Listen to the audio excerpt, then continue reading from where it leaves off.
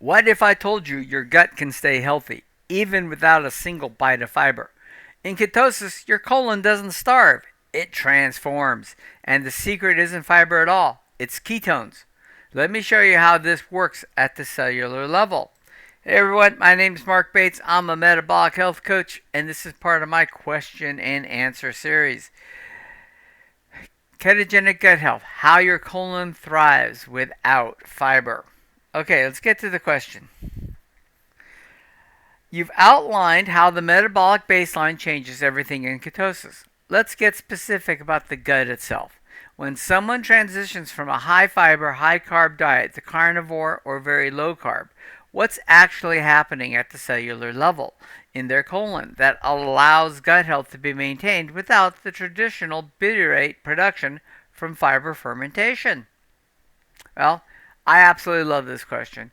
When someone goes from a high fiber, high carb pattern to strict carnivore or deep nutritional ketosis, the colon doesn't just lose butyrate and fall apart.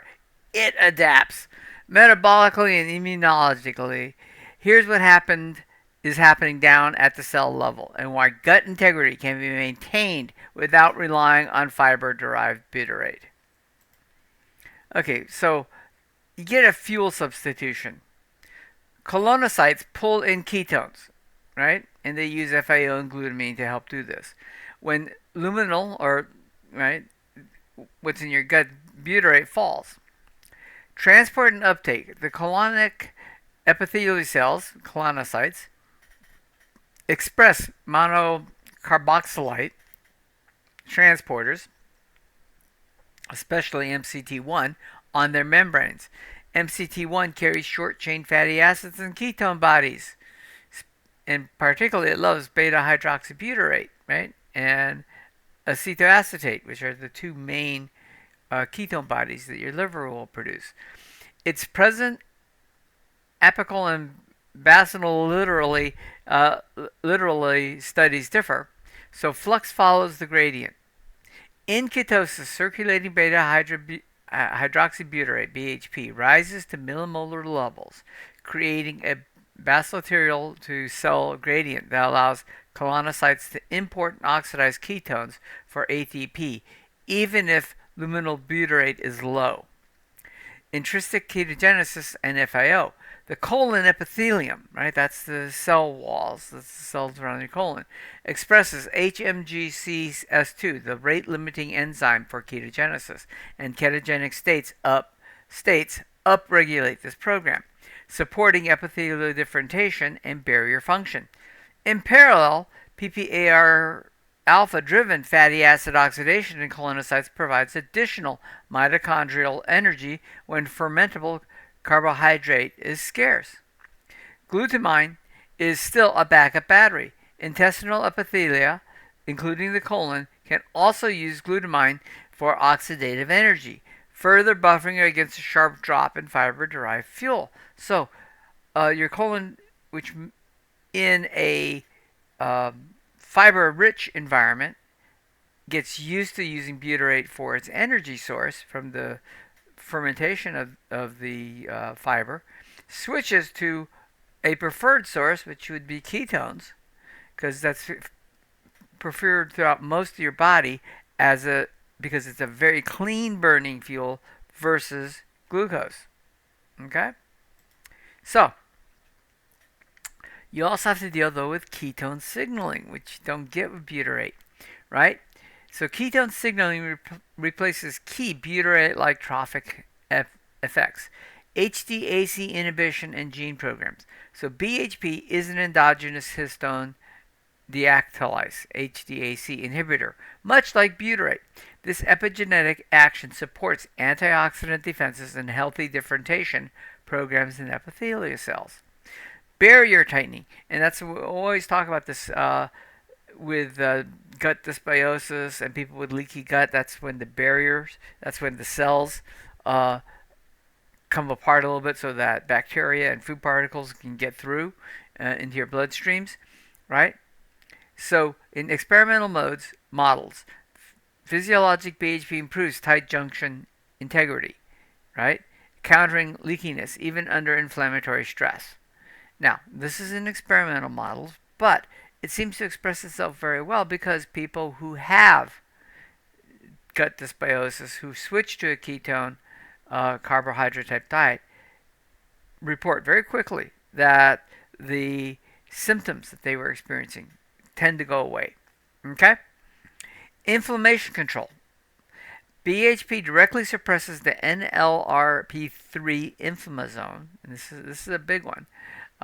This is a potent fiber-independent and inflammatory mechanism active during ketosis. So one of the problems with fiber and eating carbohydrates as a rule is the amount of inflammation it creates in your body. Well, ketones are anti-inflammatory by their very nature, right? So that helps. Differentiation and mucus support. Ketogenic signaling via the HMG-CS2 BHP promotes colonocyte differentiation and has been linked to maintenance of mucin-producing lineages, goblet cells, a cornerstone of barrier functions. Once again, we've been able to find definitely effects that are good for your gut health and keeping those cells tight, which is what you want. Okay, endogenous fiber. The mucus layer. So remember, you have the endothelial cells, and then right below that is this mucus layer, which helps protect the cells and helps limit the amount of leakiness that can be there, as long as the cells are pretty tight. Okay, this mucus layer can be fermented when dietary fiber is minimal. Even without plant fiber, microbes can ferment host-derived mucin oglycans in the outer mucus layer to produce SCFAs, including butyrate. This is symbiosis provides local trophic signals during low fiber intake and appears to be a normal feature of a healthy colon, not just a pathology. If your colon wants butyrates, guess what? It has a way of producing them. Anyways, so you don't need fiber. We do have a real world clue here. Fiber-free formulas can heal inflamed colons. And we find that in a lot of our studies. Exclusive internal nutrition, often very low in fiber, induces remission and mucosal healing in Crohn's disease, showing that epithelial repair and barrier integrity do not require dietary fiber per se, right? So if you have a dietary issue, and Crohn's is one of the big ones you keep hearing about, well, guess what? A ketogenic carnivore type diet has many people have gotten relief from their symptoms and from that disease through this. All right. What about the classic butyrate is essential argument? I get this from a lot of dietitians who don't study this very well. Butyrate is beneficial, no question, but its relationship to barrier markers like MUC2 isn't linear or simple. Cell and animal data show benefits at physiologic levels and neutral or negative effects at excess, and mucin expression doesn't always track with fecal butyrate. Translation: low fecal butyrate on carnivore doesn't automatically mean a compromised mucosa. Okay? So the assumption is, once again, if you don't really get into how the colon is working, right, is that butyrate is essential, and that's why a lot of dietitians will say you need to have so much fiber in your gut because you need the butyrate. Well, the butyrate's there. First of all, BHP replaces butyrate in a lot of the functions, but as we just discussed, your colon has multiple ways of building butyrate as if it's necessary. Okay, let's talk about microbiome shifts on animal-based diets, which are rapid and very reversible. So keep that in mind. Short term, animal-based feeding decreases carbohydrate fermentation and increases bile-tolerant taxa. In healthy people, this shift is rapid and reversible with diet changes, i.e., it's an adaptive response, not inherently pathologic. Okay, pathologic. So here's the deal: you can go from animal-based to very carb-heavy, and back and forth, and your microbiome will shift. It shifts very quickly. Now, it doesn't shift overnight, but it does shift very quickly. So this is one of the reasons why I do stress if you're going ketogenic or carnivore. Give yourself a period of time for your gut microbiome to catch up with you, right? That can be anywhere from about 2 weeks as a minimum to as much as 6 weeks at a maximum. 4 weeks is about the average. But that's a pretty rapid change in your body, shifting from trying to convert cellulose plant fiber into butyrate through microbial fermentation to not needing it. Okay, your body can handle it fairly quickly. Give yourself a little bit of time, but it works. Okay, so here's the bottom line for people who are on ketogenic or carnivore way of eating, right? Colonocytes are metabolically flexible. In ketosis, they switch from luminal butyrate, right, to blood-borne ketones. Fatty acid oxidation and glutamine, keeping ATP production and redox balance intact, right? So your colon changes. Colonocytes are the epithelial and other elements of the colon, the inner layer, let's say, right? Is very flexible. Ketone signaling, which includes HDAC inhibition, NLRP3 suppression, and barrier tightening, which are all good because these are all inhibiting or reducing the amount of inflammation and helping the barrier to tighten, replaces much of the trophic signaling we typically attribute to butyrate. And the mucus layer and host metabolism provide endogenous fermentable substrate, right? That means it produces its own mucus layer, which can be fermented into butyrate and differentiation cues. So barrier function can be maintained without plant fiber. And this is also suggested because when you do fiber-free EEN, right, in Crohn's, people actually get better. Okay, a lot of people have been shown to get better. So, you gotta look for those things, right? Okay. So finally, just a bit of a note of caution. Some individuals with pre-existing dysbiosis or thin mucus layers may need a gentle transition. Electrolytes, adequate fat and protein, consider staged carb restriction, and clinical supervision because symptoms during the adaptation window reflect microbial turnover, not necessarily harm, right?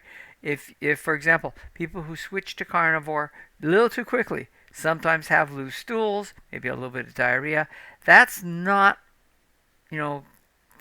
a showing of disease. That's actually just your gut microbiome changing over, and you switched a little too quickly all at once, right?